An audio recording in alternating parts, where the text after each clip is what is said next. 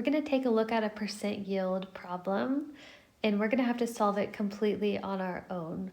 So the question says, what is the theoretical yield of lead oxide if 200 grams of lead sulfide is burned in excess of oxygen? If the experimental yield is 170 grams, what is the percent yield? So we do have to make sure we know what all of these terms mean. Remember, the theoretical yield is the maximum amount of product that can be formed based on our stoichiometry.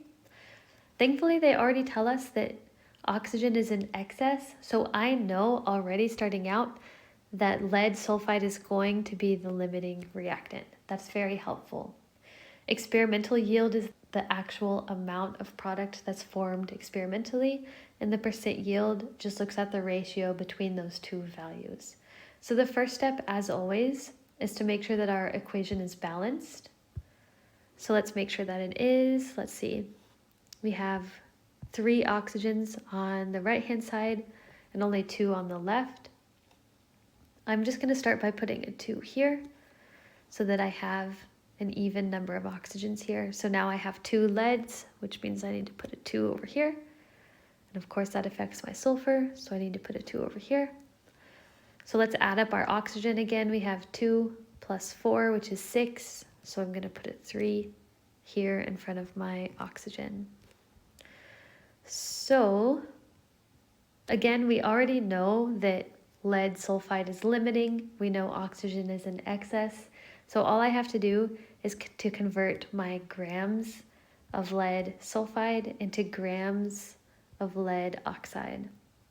So let's do that. I have 200 grams of lead sulfide. The first thing I need to do is convert grams into moles.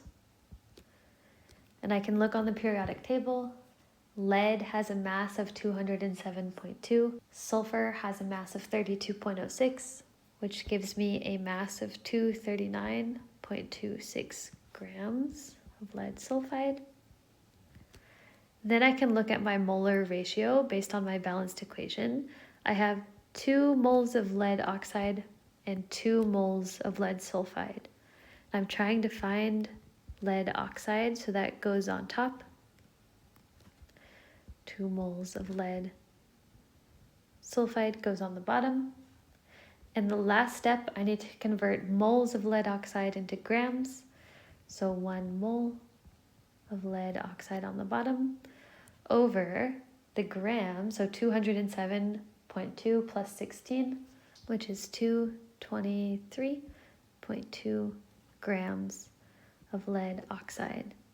So I have 200 divided by 239.26 multiplied by 223.2, which equals 186.6 grams of lead oxide.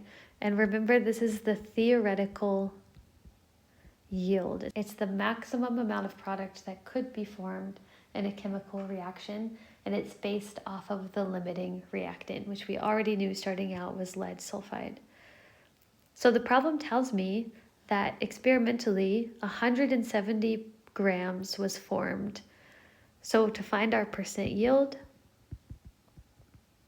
we take 170.0 over 186.6 times 100, which equals 91.1%. So the efficiency of our reaction was 91.1%. That's pretty good. If you have any other questions, make sure and leave a comment. Be sure to check out other videos on my channel as well if you're still struggling with any other concepts. Thank you so much for stopping by.